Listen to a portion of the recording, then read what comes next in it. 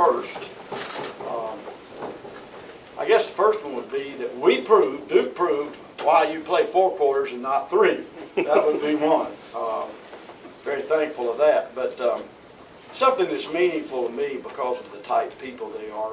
Leon Wright, who is a graduate assistant now at LSU, got a little bit of a ball game or something tonight. I think he's busy.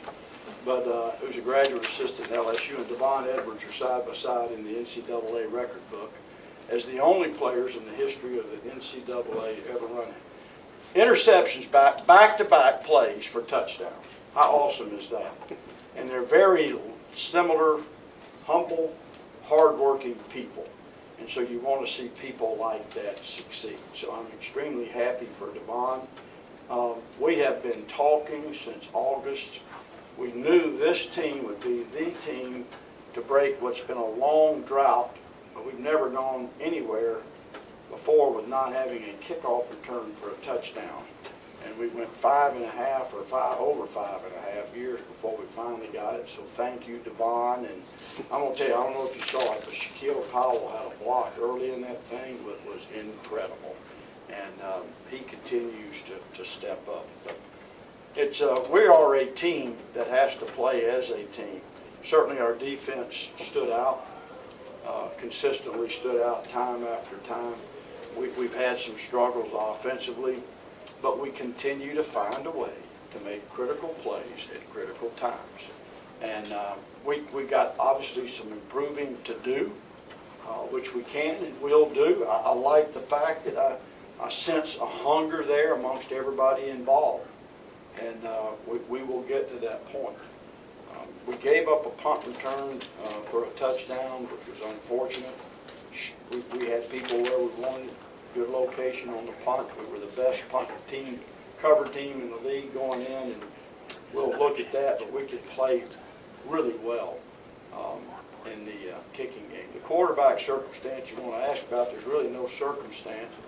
We'll look at it tomorrow and see where we are, and you put yourself in a position to try to win the game, and that's it. We got to look at why we're not playing as well as we need to play there or can play there, and we're not seeing that in practice. So we got to look into it a little deeper, and we will address that. But down the stretch here, I would think that you'll see both of those guys being involved in what we're doing. They have been to this point.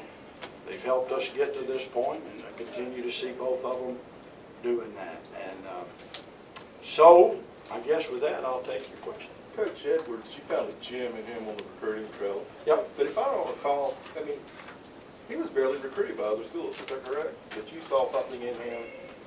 Well, I did. I just told him during the game what I saw in him. Number one, he was pretty terrific on tape. We found him, and we liked him. He played offense, he played defense. He was running kickoffs back, punts back, and you've seen his highlight film, I'm sure, from high school. It's pretty incredible. He was a 4.0 student. He had all the right stuff. Then I went down and watched him practice basketball. And that's what I knew. I absolutely knew. I put a lot of stock in that. I liked playing basketball and myself. And then when I saw him on the court, I don't know, what do we list in the highlight? 5'9"? I'll give him 5'9". He said he was 5'9" with shoes. I'll give him 5'9". But he was a terrific scorer, a great athlete. But I saw him, and I loved it. He thought every missed shot was his rebound. And then I found out he's the leading, not only the leading scorer, he's the leading rebounder on their team, the leading rebounder in their district. He had a mentality about him, and I loved him. And I want him to remember who he is. And he's a humble young man, and he had a magic night.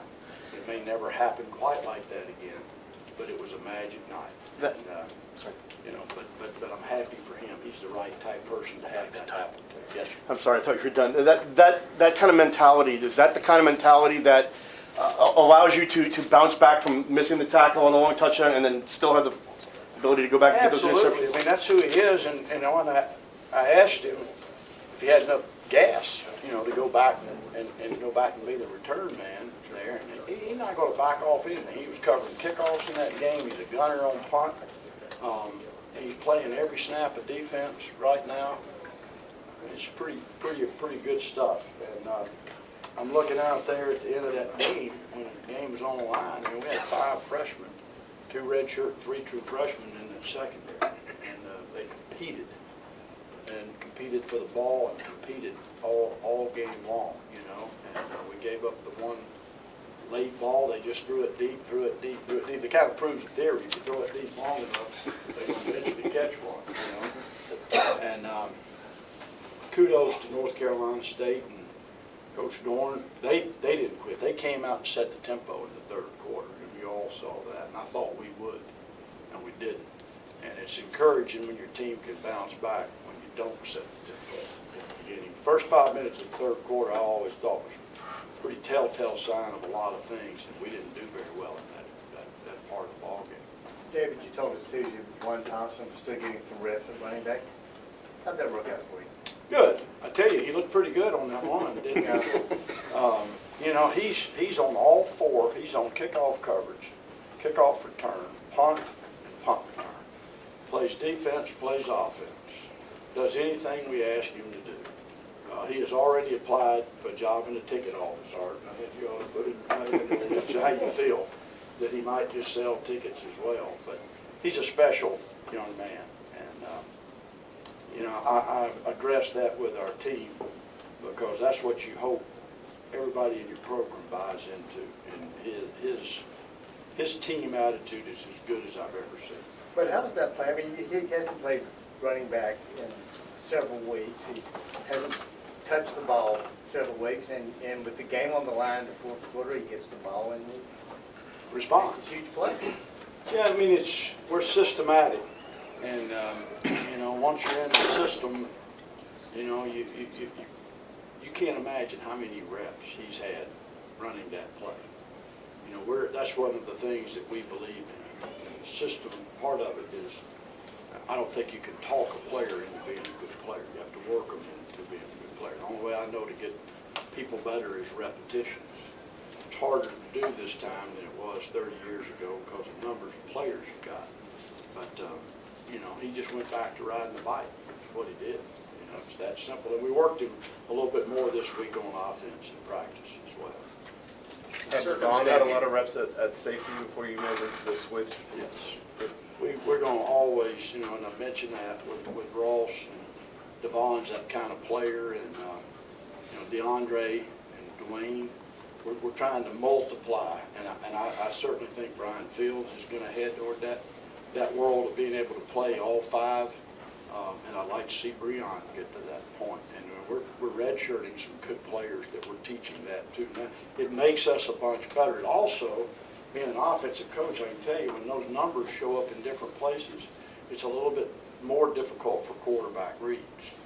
You kind of get used to watching a guy, you know, and you try to tell the quarterbacks not to know, but you're going to know where 20 is, 25 is, 11 is, 29 is.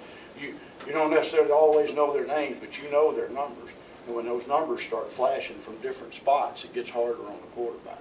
Can you talk about your offense in the sense that you do almost nothing the whole second half, you're finally behind with 6 minutes to go, and then you march 75 yards right down the field and get the lead back? If I knew the answer to that, Al, I would bottle it. I wouldn't tell you or anybody else.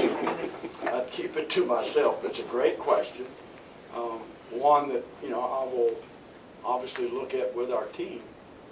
And you got to look at the reasons as you go through. I thought Kurt Roper did a great job of calling that drive, putting us in good positions. But obviously people executed their assignments.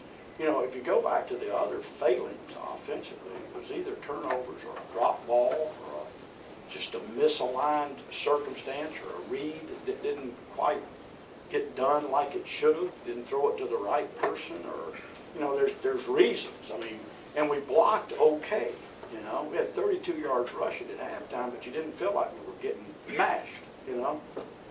So there's more than just one reason why that's occurring. And you go back and look at, you know, practice tape doesn't indicate any of this.